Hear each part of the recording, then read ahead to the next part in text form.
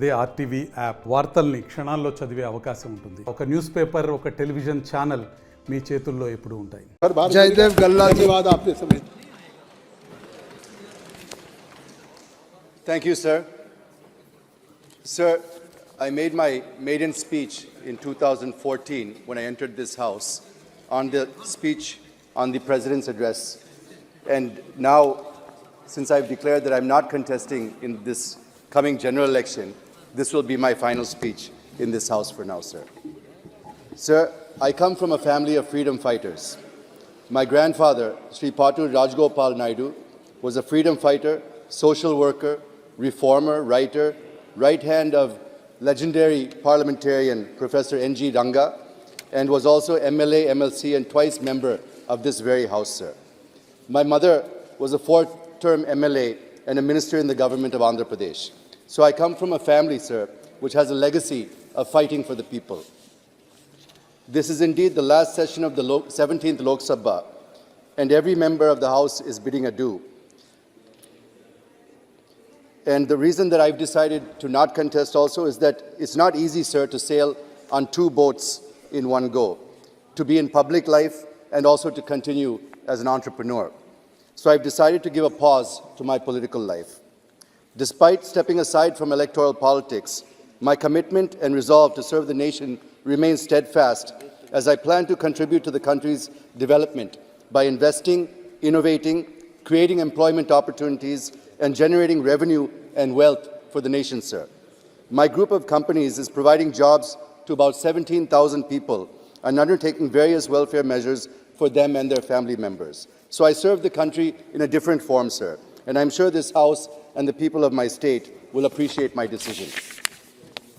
Before I start my observations on the President's address, I would like to take the opportunity to first thank our party President, Sri Nara Chandrababu Naidu Garu, who has allowed me to be part of this House twice. And I admit that I have learned a lot from him, and he has guided me during my tenure and difficult times. I also would like to thank the Honourable Speaker and all the chairmen for their help, cooperation and guidance in this House. I also express my gratitude to the officials of the Lok Sabha Secretariat who are always ready to help the members.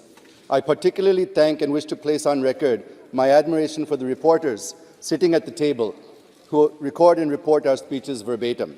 When I read my speech the next day, I could not stop appreciating the flawless speech that has reached me. So I also thank them, sir. And more than anybody else, I sincerely and wholeheartedly express my deep sense of gratitude to every single team member of my Guntur parliamentary constituency, the TDP leaders and the colleagues of Guntur, without whose support, cooperation and blessings, I would not have been able to undertake my 10-year successful journey as an MP and would not have done whatever I could for the people of Guntur. So I once again thank all of them from the bottom of my heart. Sir, I compliment the Honourable Prime Minister, Sri Modi ji, for finally consecrating the Ram Mandir temple in Ayodhya, and the entire country is greatly indebted to him. I plan to visit the temple one day as it realizes the 500-year-old dream of all Hindus. The world knows that we are one of the oldest civilizations on earth. Here I only wish to say that the stones may be old, but they are chiseled afresh. Our civilization may be ancient, but I feel it is born again.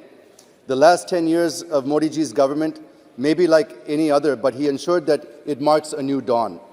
The date of 22nd January in many ways has redefined and rediscovered our civilization. Not just this, this new parliament, imbued with the fragrance of Ek Bharat, Shrestha Bharat, is one more testimony to our great civilization and culture. Sir, I compliment the Honourable Prime Minister for his leadership and vision for the country. Sir, even though we are not a part of the NDA, I cannot resist my temptation to praise the government under the stewardship of Sri Modi ji over the last 10 years, how he has taken this country to new heights, and we are on the verge of becoming the third largest economy in the world. It is not just governance, but it's the leadership that counts, and Modi ji's leadership, sir. I just want to mention the top 10 achievements of this government, which has really brought me a lot of joy, sir. First, he has made our country the fastest growing economy among the G20 countries. 25 crore people have been lifted out of poverty, and 80% are being given free food grains until 2028. The credit for rolling out the GST goes to Modi ji. Forex reserves are registering $615 billion now. The push to digital India. 46% of the world's total real-time digital transactions take place in India. 1,200 crore transactions were done through the UPI in December 23. Now even Eiffel Tower tickets can be purchased through the IPI. Number 5, 34 lakh crore has been transferred through the DBT and JAM Trinity and has helped to curb corruption. Number 6, 3.75 lakh roads have been constructed in villages, 1.46 lakh national highways, and 150 airports, sir. Number 7, one nation, one power grid, one nation, one gas grid, one nation, one ration card, one rank, one pension have all been welcome, sir. Number 8, successfully dealing with the COVID pandemic and free vaccines to more than 150 countries. Number 9, 33% reservation for women, women as fighter pilots for the first time, women cadets given admission for the first time in Sainik schools and the National Defense Academy. And finally, my top 10, the 10, sir, rounding out the top 10, the PM Kisan and the PM Fasal Bima Yojana have been a great boon for the farmers of this country. Sir, you must be aware, the House is aware, that I've spoken on various subjects relating to local, state, national, and even international issues during my 10 years in this House, and gave valuable suggestions and recommendations, including in the committees that I participated in, some of which have been accepted and have been implemented as policy also. So I would like to thank Modi ji and this government for the same. With your permission, I would like to touch upon a few things which I have been able to achieve for the people of Guntur, sir. Sir, number 1, I fought for the capital Amaravati, raised it many times in Parliament, and I'm still supporting the farmers' agitation, which is going on for more than 1,500 days for making Amaravati as the sole capital. It's still happening, sir, in my constituency. Sir, just a few more minutes, sir. This is my final speech. Please indulge me and give me a couple of minutes. Sir, number 2, I could get 1,500 crores for the development of Amaravati and 1,000 crores for my constituency in Guntur for the underground drainage system from the central government. Nearly 20,000 houses have been sanctioned in the Guntur Lok Sabha area. 50,000 free water connections to the poor have commenced. I've been instrumental in getting chili and turmeric better remunerative price and also geotagging of chilies for export. Succeeded in getting exemption on tax on capital gains on the first sale of land for farmers from 29 villages of Amaravati. The Kondaviti Vagu lift irrigation project was completed. Many lift irrigation projects were completed in the constituencies, sir. AIMS in Mangalgiri, CHC in Tullur, and PHCs in Chebrolu, Dugrala, Vatticherukuru, and Medikonduru have been completed, sir. I played a crucial role in announcing Amaravati as a smart city. Development of Guntur road infrastructure, including the inner ring road. Various railway works under progress.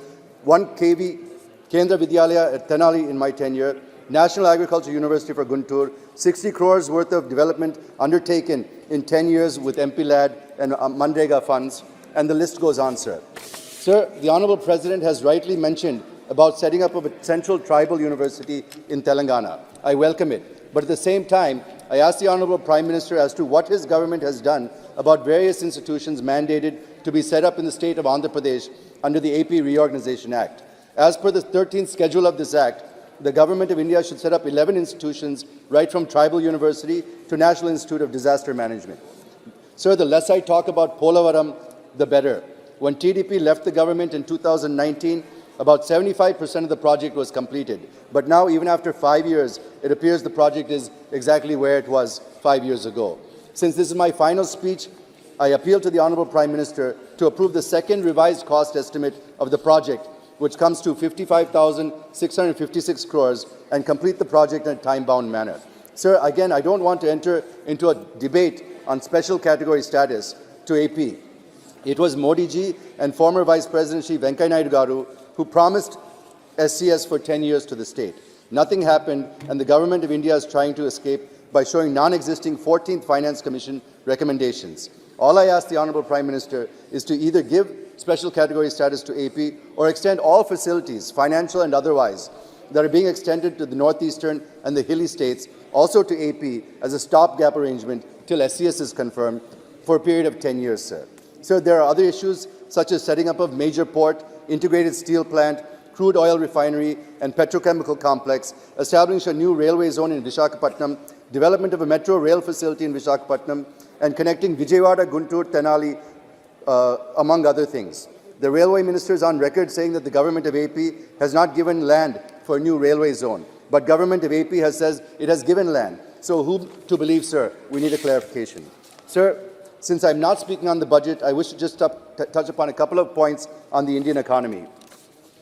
So, by moving from the 10th largest economy 10 years ago to the 5th largest is an indisputable fact that we are one of the biggest bright spots in the world's economy today. Modi ji rightly says that we have immense potential, backed by impressive performance during the last decade, as we could demonstrate and showcase robust and resilient growth driven by perseverance, ingenuity, and vision. I wish that Bharat continues this in the coming years and becomes the 3rd largest in the next 2 to 3 years' time. We should all agree that reforms help us to be the fastest growing economy among G20 countries. The growth this fiscal is estimated to be about 7.5% when compared to 9.1 in 21-22 and 7.2 in 22-23. Forex reserves are over $615 billion US. FDI is impressive. Foreign trade is going up. 25 crores came out of poverty. Unprecedented creation of infrastructure with 23.5 lakh crore tax receipts and 30.3 lakh crore revenue receipts are very healthy, and less anticipation of borrowings are there in the coming fiscal. I am sure that Bharat is poised to achieve these set goals in Amrit Kal, and the list goes on. But at the same time, we should admit that we are not able to provide jobs that people are expecting. We are still making the industry run from pillar to post for approvals and permissions, particularly in sectors like EV and lithium-ion battery manufacturing, among others, and imposing duties on them despite claiming that Government of India is facilitating ease of doing business. I appeal to the Honourable Prime Minister to focus a little bit more on this, sir. Otherwise, it's not easy to achieve the objectives behind Atmanirbhar Bharat. There are some challenges that our economy is facing, such as increasing integration of the global economy, and to be in tune with that, we have to push our domestic performance and also be ready to bear the spillover effects of the global economy. Secondly, artificial intelligence and the challenges it poses to governments, given apprehensions that AI may eat away jobs, particularly in the services sector. Thirdly, non-availability of talented and skilled workforce in the industry. I am sure the government is looking into these and other issues to further propel the growth to become the 3rd largest economy, sir. Sir, we are in the election year, and a couple of months from now, we are going to have general elections and also assembly elections in my state, sir. For free and fair elections, the Election Commission should ensure error-free electoral rolls. But if you look at AP, the ground reality is the other way around. The DEOs and EROs are not following the directives of the ECI in preparing error-free electoral rolls due to pulls and pressures from the ruling dispensation. The delegation of TDP met the full ECI, and letter was also written by former CM Sri Nara Chandrababu Naidu Garu about the subjugation of the democratic rights of the people of AP through electoral malpractices and of removing names of TDP supporters and sympathizers from the electoral list.